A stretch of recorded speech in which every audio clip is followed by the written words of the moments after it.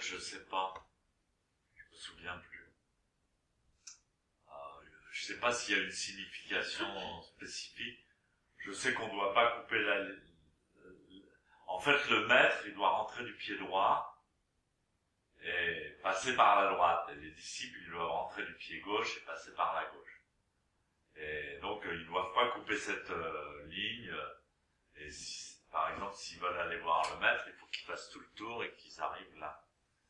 Je sais comment ça marche. Je ne sais pas si ça a une signification spécifique.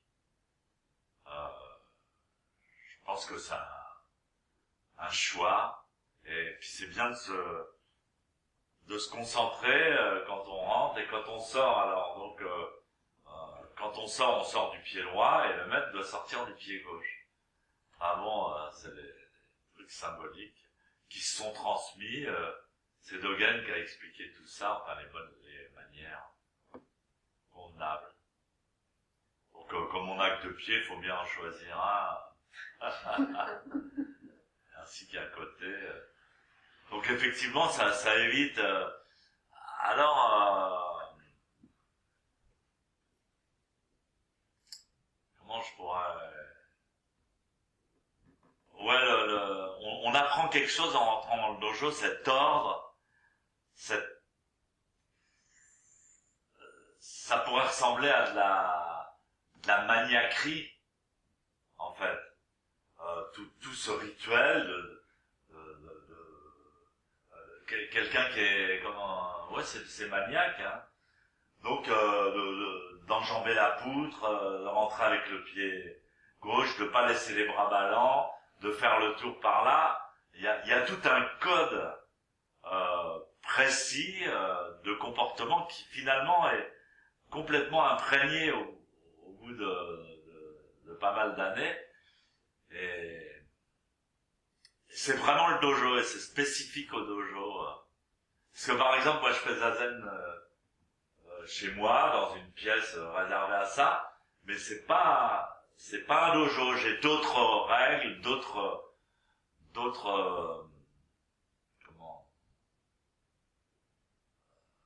références, etc.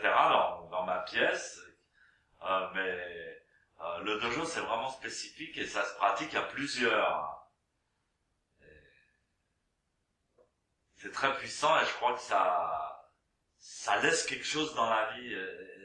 C'est vrai, moi, peut-être en vieillissant, je m'aperçois que j'aime bien dans le travail, dans la manière de faire les choses, dans la manière de cuisiner, dans la manière de faire les choses, il y a quand même quelque chose qui reste de ça.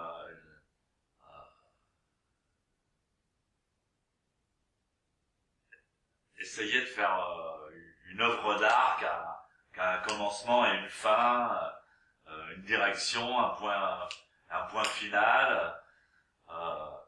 C'est ça, un petit peu un art qu'on retrouve dans toute la vie en fait. On peut le retrouver dans toute la vie.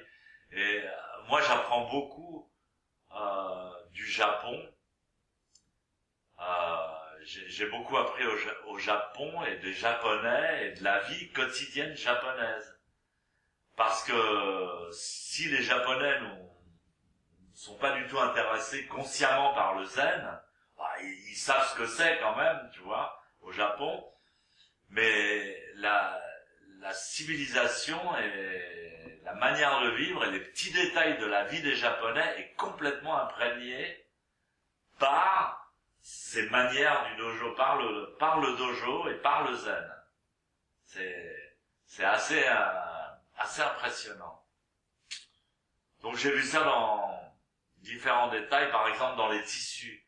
Je parlais à ma fille de tissus parce qu'elle travaille là-dedans maintenant dans les tissus d'ameublement, etc.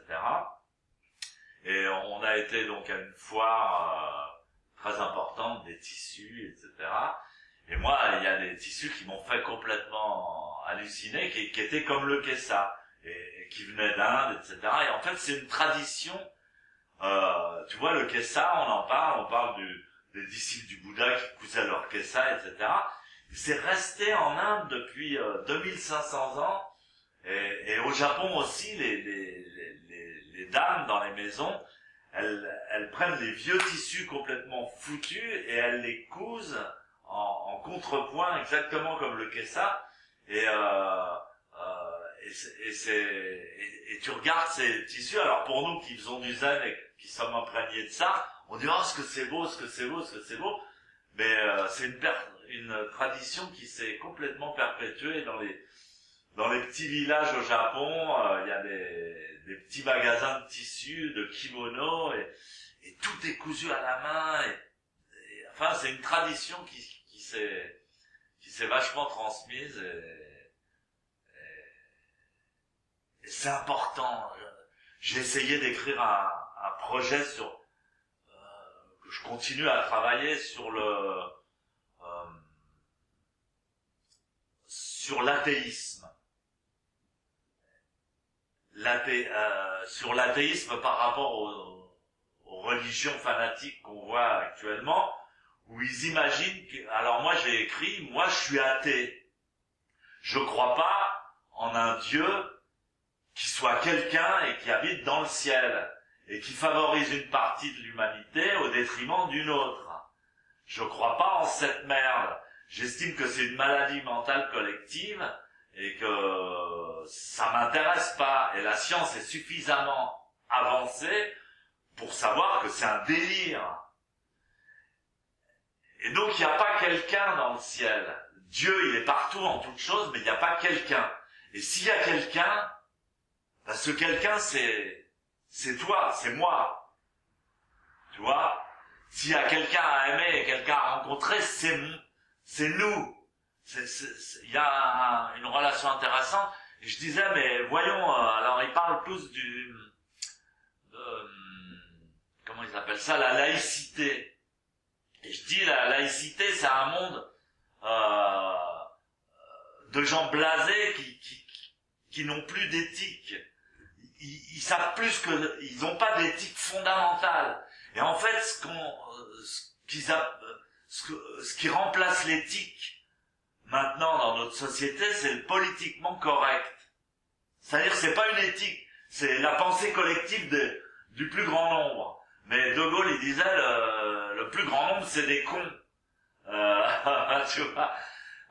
Et donc, faut retrouver des valeurs et une manière de fonctionner spirituelle dans notre société, sans avoir ces religions culpabilisantes, et parce que nous on a trinqué aussi dans la religion chrétienne,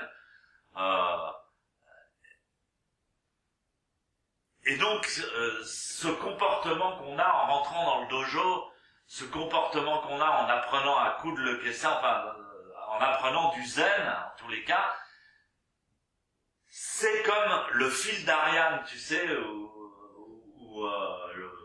je sais pas si c'est le fil d'Ariane, j'en sais rien, mais dans la mythologie grecque où elle va dans un labyrinthe et elle tient un fil, c'est ça, c'est la même chose. Et l'éthique, c'est ce fil, tu vois, c'est retrouver ce fil, retrouver un sens, parce que ça peut être qu'intuitif, on peut pas dire ça c'est beau, ça c'est mal, ça c'est bien, ça c'est mal, mais on a besoin d'une éthique viscérale, quoi. On a besoin d'une éthique viscérale pour vivre ensemble, quoi. Alors donc je crois que le dojo c'est un apprentissage abstrait de cette éthique, où on rentre du pied gauche, où on tourne par la gauche, où on fait face à son lieu de méditation, symbolisé par le coussin, où on salue son espace intime de méditation, où on se retourne, je suis sûr que personne ne le fait d'ailleurs, où on se retourne, où on salue les autres pratiquants, où on s'assoit tout seul, mais on est déjà avec tous les autres. Et donc tout ça, c'est un fil d'Ariane qui mène à l'éthique fondamentale du zazen, qui est salvatrice pour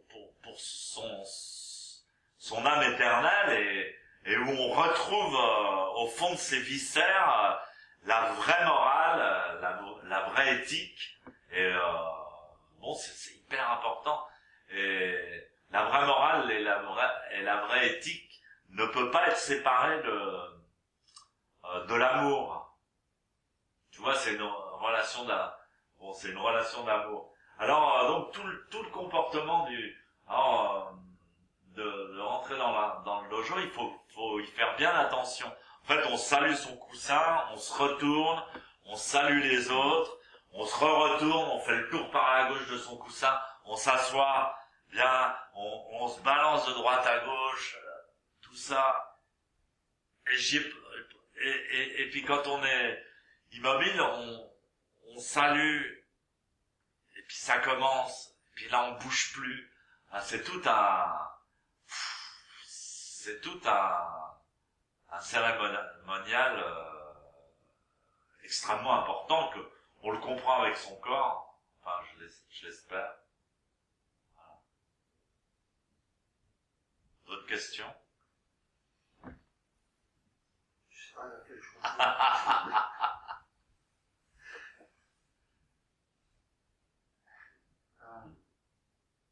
À quel moment il est utile de demander le Kyosaku? Quand le Kyosakuman passe derrière vous. En fait, normalement, on ne demande pas le Kyosaku. Dans un dojo traditionnel, on ne demande pas, il est donné d'office. Et donc, il y a des Kyosakuman, on appelle ça comme ça, et donc ils observent, et s'il y en a un qui bouge, ou qui cligne trop des yeux, ou qui gigote, alors à ce moment-là, tac, on lui touche l'épaule, il doit saluer, et bam, on lui donne un coup. Alors mon maître a donné un coup sur chaque épaule pour que ça soit bien équilibré, parce que les Européens s'intéressaient au massage et au shiatsu, ils disaient ouais mais vous avez tapé que l'épaule droite, alors elle a dit bon maintenant je vais taper les deux épaules. Alors ça faisait une sorte de massage, et comme il a vu, il était intelligent, il s'est adapté à la culture française et européenne, et puis comme les gens ont assimilé ça aussi à un massage et à un peu de l'acupuncture, il a permis aux gens de le demander. Et en fait, on est passé du Kyosaku d'office à attendre que les gens le demandent. En réalité, le Kyosaku d'office, c'est mieux. C'est mieux parce que quand il y a le maître qui est derrière et qu'on est assis, on a une grande concentration parce qu'on a peur de recevoir un coup.